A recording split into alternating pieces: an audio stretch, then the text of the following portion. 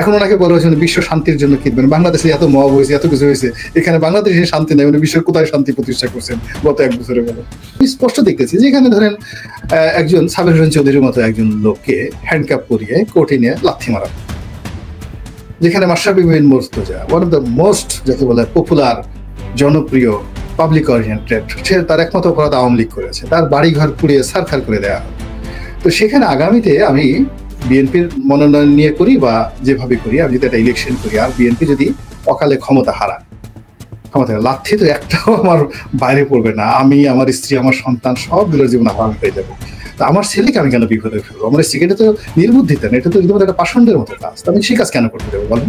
আর আমাদের চূড়ান্ত সফলতা হলো আমাদের নেতার সঙ্গে উনি দেখা করার জন্য লন্ডন গেছেন এবং সেখানে গিয়ে নেতার কাছে গিয়ে এবং ডক্টর মোহাম্মদ ইউনূস তিনি নাকে খত দিতে বাধ্য হয়েছেন যে বাবারে আর আমাকে এই বুয়া বসে আমাকে ডিস্টার্ব করবেন না, আমাকে একটু মান সম্মানে যেতে যান, বলেন কি করতে পারে। আচ্ছা ঠিক আছে, আপনার কথা মতো ফেব্রুয়ারি মাসেই দিয়ে দেন। এখন বিশ্বব্যাংকের হিসাব অনুযায়ী দেখেন আগে সে ৭৪-এর তুলনায় অর্ধেক জিডিপি, গত 10 মাসে 3 লাখ লোক অতি দরিদ্র হয়ে গেছে, আর 30 লাখ লোক অতি দরিদ্র হয়ে গেছে, মানে যারা দরিদ্র ছিল তারা একেবারে ছিন্নমূল হয়ে গেছে। এবং এর বেশিরভাগ নারী যারা নারী কর্মজীবী ছিলেন, এবং আরো প্রায় 28 লাখ লোক মানে বিশ্বব্যাংকের হিসেবে, সরকার হিসেবে তারা চাকরিচ্যুত হয়েছে। So it is a prime problem. বর্তমান সরকারের সেফ এক্সিট কিরকম হতে পারে তাহলে? বর্তমান সরকারের আমার কাছে মনে হচ্ছে যে সেফ এক্সিট হবে না। তাদেরকে তাদের পরিণতি ভোগ করতে হবে, তাদেরকে শক্তিমত্তা নিয়ে ক্ষমতা টিকতে হবে এবং সেই শক্তিমত্তা নিয়ে ক্ষমতা থেকে তাদেরকে যেতে হবে। কিন্তু তারা যদি কারোর কাছে দুর্বল হয়ে যায়, নতজানু হয়ে যায়, তাহলে শেখ হাসিনা পালানোর সুযোগ পেয়েছে, বা তাদের সেই সুযোগটা হবে কিনা আমি এটা বলতে পারবো না। বিকজ মানুষের মধ্যে খারাপ জিনিসগুলো এগুলো জ্যামিতিক হারে বাড়তে থাকে, যেমন মব সংস্কৃতি এই সময়টাতে শুরু হয়ে গেছে। এরপরে সম্মানিত লোকের অসম্মান করা, যে কোনো বৈধ জিনিসকে অবৈধ করে দেওয়া, যে কোনো অন্যের মালিকানাধীন যে কোনো একটা জিনিসকে নিজের গ্রহণ করে সেই চেয়ারে বসা। যেমন আমার একটা অফিস আছে, এখন বাংলাদেশে আমার এই অফিসের যে সত্তা, স্বাধীন হওয়ার পর থেকে আমি সেই 2025 সন পর্যন্ত এই অফিসে কেউ ঢুকবে, এই অফিস দখল করবে, এই অফিসে আমার অফিসে আমাকে মারধর করে আমার চেয়ারে বসবে, এটা আমরা কেউ বাংলাদেশে এই জুলাই আগস্ট বিপ্লবের আগে কল্পনা করতে পারতাম না। কিন্তু এখন দেখা গেল যে দিব্যি এরকম অসহরহ ঘটনা ঘটছে, এই টেলিভিশন কেন্দ্রগুলো দখল হয়ে যাচ্ছে, পত্রিকার মালিকানা, সাংবাদিক থেকে শুরু করে সবকিছু এখানে মানে দলীয় ক্যাডার পান্ডারা সেখানে ঢুকে যাচ্ছে। বড় বড় গ্রুপ অফ ইন্ডাস্ট্রিজ তারা টাকা দিয়ে পয়সা দিয়ে এই তারা পরিশেষে তাদের অস্তিত্ব বজায় রাখতে হচ্ছে। এরপরে ব্যাংক বিমা থেকে শুরু করে সব জায়গাতে মানে এই যে যা কিছু হচ্ছে এগুলোর একটা ক্রোধ, মানে আওয়ামী লীগ জমানাতে এগুলো তো আওয়ামী লীগ জমানাতে হয়নি। সেখানে ধরেন আলম 6টা ব্যাংক দখল করেছে, সেখানে একটা প্রক্রিয়া ছিল, একটা সময় ছিল, একটা নিয়ম ছিল, সেখানে সরকারের ডিজিএফআই থেকে শুরু করে অনেকগুলো প্রতিষ্ঠান দখল মানে এই প্রক্রিয়ার সাথে জড়িত, 1 বছর বসে তারা প্রস্তুতি নিয়েছে। কিন্তু সেই ইসলামিক ব্যাংক তাদের দখল করতে 1 দিনের সময় লাগে। যার জন্য এই যে জিনিসগুলো হয়ে গেছে, এই জিনিসগুলোর একটা এক্সট্রিম পর্যায়ে আগামীতেও যখন ক্ষমতার যেটা পালা বদল, সেই পালা বদলের পর কতগুলো পরিণতি এগুলো ভোগ করতেই হবে। সেটা শুধু ডক্টর মোহাম্মদ ইউনূস নন, ওনার পরে যারা ক্ষমতা আসবেন, আগামীতে যারা ক্ষমতা মানে হারাবেন, তাদেরই একই পরিণতি ভোগ করতে হবে, যতক্ষণ না পর্যন্ত একটা ইনক্লুসিভ মানে সকল দলের সমঝোতামূলক, যেভাবে এরশাদের পতনের পর সব দলের একটা সমঝোতা হয়েছিল, ঠিক ওইরকম একটা পরিস্থিতি যদি তৈরি হয়ে যায়, যাদের স্টেক হোল্ডার যারা আছেন তাদের সবাইকে নিয়ে, ইনক্লুডিং আওয়ামী লীগ, তাদের সবাইকে নিয়ে কাজটা করতে হবে। অন্যথায় এখন আর আমি কোনো সেফ এক্সিট দেখছি না। বুঝতে পেরেছি। এমনিতে ধরেন আপনি কি বলেছেন যে দুজনার, তারেক রহমান এবং ডক্টর মোহাম্মদ ইউনূসের সঙ্গে বৈঠকে দুজনার বডি ল্যাঙ্গুয়েজে খুবই অমায়িক ভদ্রতা ছিল, আন্তরিকতা ছিল আপনি বলছেন।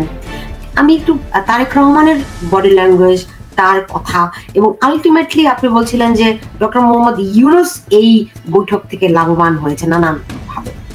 তো সেখানে বিএনপি এবং তার এখন শীর্ষ নেতা তারেক রহমানের পরিপক্কতার যে ইমেজ দাঁড়িয়েছে, সেটা আপনি কিভাবে করে দেখছেন? তার বর্তমান ইমেজটি কেমন দেখছেন? এখন এটা তার নিজের দলের লোকজন, আসলে সে তো রাজনীতি করেন প্রথমত তার নিজের দলের লোকজন, কিন্তু তার জামাতের জন্য রাজনীতি করেন। তারপর ওভারঅল একটা পারসেপশনের তো ব্যাপার আছে, আপনারা কেমন দেখছেন?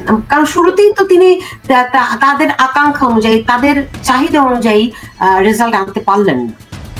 এখানে মূল ব্যাপার হলো যে তারেক রহমান সাহেব তার দলের মধ্যে এমন একটা কর্তৃত্ব তৈরি করে ফেলেছেন, জনপ্রিয়তা, কর্তৃত্ব এবং ক্ষমতা। এখানে আসলে তাকে চ্যালেঞ্জ করার বা তার সিদ্ধান্তকে অমান্য করার সে ওইরকম কোনো সাংগঠনিক ক্ষমতা কারোরই নেই। বলছেন যে এখন ডক্টর মোহাম্মদ ইউনূস গেলেন, তিনি কি পুরস্কার পেয়েছেন না পেয়েছেন বলে ব্যাপার না। তার যারা ভক্তবৃন্দ তাদের বক্তব্য হলো যে এই মহাবিশ্বে কোনো তৃতীয় বিশ্বের কোনো ব্যক্তি এইভাবে রাজার পুরস্কার পায়নি। একটা সরকার প্রধান বাংলাদেশ থেকে গেছেন, এরকম একটা পুরস্কার পেয়েছে, উই শুড সেলিব্রেট। এটা হলো বেসিক্যালি ডক্টর মোহাম্মদ ইউনূসকে তেল মারা না, এটা হলো ক্ষমতাকে সেলুট করা। তো এখন তারেক রহমানের যা কিছু বদনাম, এখন উনি একটু বিপদে আছেন, চাপে আছেন, এই জন্য আমরা বলার সুযোগ পাচ্ছি। কিন্তু যদি উনি এসে উল্টা আমাকে চাপ দেন, আমাকে চাপ দেওয়ার পর আমি তো বলবো, আমি তো তাকে নর্মালি ভাই ডাকি, ভাইয়া ডাকি যে কেমন আছেন ইত্যাদি, তখন তো আমি তো তাকে স্যার ডাকবো, হ্যাঁ, যে স্যার আপনি তো ঠিকই করেছেন। এটি হলো আমাদের দেশের স্বাভাবিক ক্যারেক্টারিস্টিক্স।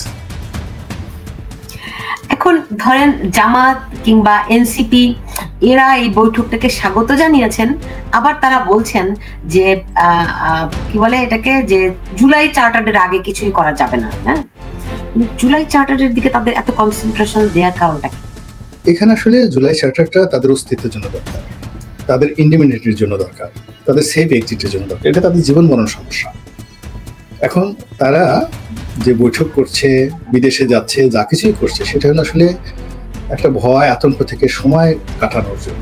তো তারা জানে যে নির্বাচন এখন সুন্দর একটা সুষ্ঠু নির্বাচন করার জন্য যে আইন শৃঙ্খলা দরকার, যিনি ডক্টর মোহাম্মদ ইউনূস তার সমস্ত মিলিটারি পাওয়ার নিয়ে তার বাসার সামনে 100 গজ, পিছনে 100, চারদিকে 100 গজ তিনি ক্লিয়ার রাখতে পারেন। এখন তার বাসার সামনে এরশাদ যখন বৈঠক করে, তাকে তার লোক মির্জা ফখরুল সাহেবকে টেলিফোন করে তাকে তার সাহায্য নিয়ে তার রাস্তা ক্লিয়ার করতে হয়। এরপরে বলছেন যে ডক্টর ইউনূস তারেক রহমানকে 7 বার বিক্রি করতে পারেন, মাত্র 1 বার বিক্রি করেছেন। বিক্রি করার ডক্টর ইউনূসের বুদ্ধি তো আন্তর্জাতিক মানের। আপনি চিন্তা করেন যে একটা লোক, আপনি বিল ক্লিন্টনের মতো মানুষের বন্ধু, হিলারি ক্লিন্টনের সাথে বন্ধু, এত মিথ্যা কথা না। একটা মানুষের সঙ্গে লিওনেল মেসির সম্পর্ক রয়েছে, ইমানুয়েল ম্যাক্রোর সম্পর্ক রয়েছে, জাতিসংঘের মহাসচিব বান কি মুনের বন্ধুত্ব রয়েছে। তো আপনি আমেরিকাতে থাকেন, আমেরিকাতে একটা সিনেটরের সঙ্গে যদি আপনার ভালো সম্পর্ক থাকে, কংগ্রেসম্যানের সাথে যদি আপনার পারিবারিক সম্পর্ক থাকে, আপনার তো গর্বে আপনার আশেপাশে লোকই আসতে পারেন। আপনি নিউ ইয়র্কের মেয়রের বাসায় দাওয়াত খেতে গেছেন, ছবি টবি না দিয়ে আপনি থাকতে পারছেন। আপনি তো পুরো ফাটিয়ে ফেলেছেন যে ঠিক আছে, এই দেখো আমি গেছি, মেয়রের বাসায় গেছি। তো সেখানে যদি আপনাকে ডোনাল্ড ট্রাম্প দাওয়াত করতেন, আপনার গলায় একটা মালা পরিয়ে দিতেন, নিজের হাতে একটা মালা পরিয়ে দিতেন, সুলতানা আপনাকে মানে যাকে বলা হয় লেডি অফ দ্য ল্যাম্প, এর মানে পুরস্কার দিলাম, আপনার 2 বছর আপনি খাওয়া দাওয়া বন্ধ হয়ে যেত, আপনার হাত পা কাঁপত।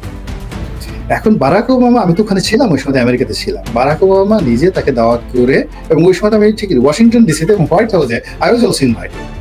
তো এখন বারাক ওবামা তাকে যেভাবে তার গলায়টা মালায় পরিয়ে দিয়েছে আমেরিকার সর্বোচ্চ পুরস্কার দিয়ে, তো ওটার একটা গরম আছে না তার শরীরে, ওটার একটা ইগো আছে, ওটার বুদ্ধি আছে। এই কাজগুলো করার জন্য তাকে তো অনেকগুলো কৌশল নিতে হয়েছে। আমরা যেখানে একটা গ্রিন কার্ড পাওয়ার জন্য, আমেরিকাটা ভিসা পাওয়ার জন্য দরকার হলে মানে জীবন কুরবানি দিয়ে, সেখানে আমেরিকার হোয়াইট হাউস থেকে তিনি যা নিয়ে আসছেন, তার জন্য তাকে অনেক বুদ্ধি করতে হয়েছে। তিনি বাংলাদেশে বসে এত সমস্যা, তো এত সমস্যার মধ্যেও তার মাথা কতটা কাজ করে, তিনি ব্রিটেনের যে রাজা কিং, তার দেওয়া পুরস্কারটা পেলেন। আর সেই পুরস্কারটা তারেক রহমান সাহেব পাইতে পারতেন, কিন্তু ইংল্যান্ডে থাকেন, উনি পাইলেন না কেন? মানে যে পুরস্কারটা ডক্টর মোহাম্মদ ইউনূস পেলেন, সেটা তো তারেক রহমান সাহেব পাইতেন, এটা তো মির্জা ফখরুল পাইতে পারতেন, জামাতের আমির কেউ তো পাইতে পারতেন। এটা তো বেসিক্যালি ম্যাটার অফ নেগোসিয়েশন। কিন্তু এই যে পুরস্কারটা তিনি পেয়েছেন, one sort of marketing quality, one sort of negotiation, one sort of branding.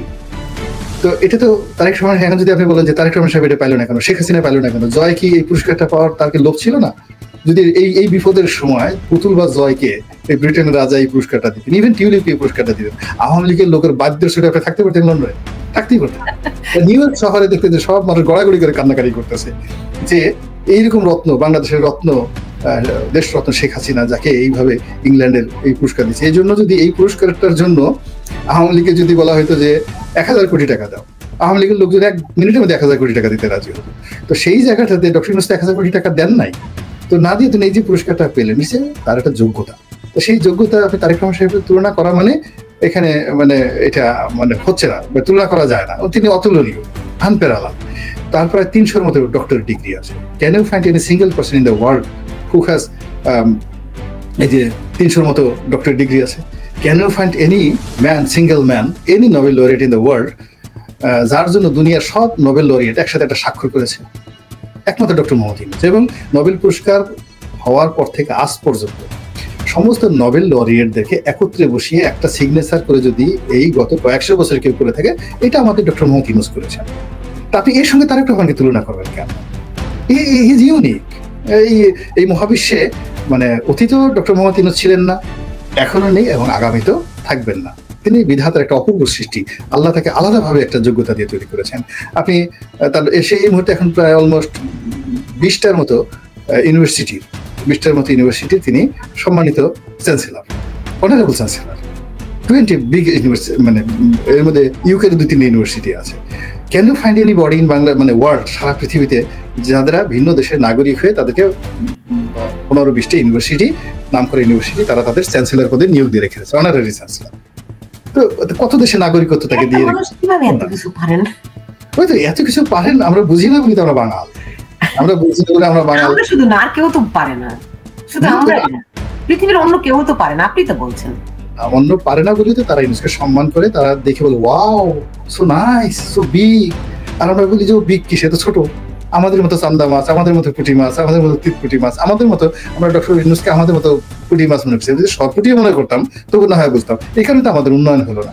এই কারণে আমাদেরকে নিয়ে স্বয়ং আমাদের বিশ্বকবি রবীন্দ্রনাথ বলেছেন যে 7.5 কোটি বাঙালিকে তুমি বিমুগ্ধ জননী রেখেছো বাঙালি করে, মানুষ করে না। আমাদের এখনো মানুষ হতে পারিনি রে ভাই, আমরা এখনো রয়ে গেছি সেই 7.5 কোটি বাঙালির হে মুগ্ধ জননী রেখেছো বাঙালি করে, মানুষ করনি।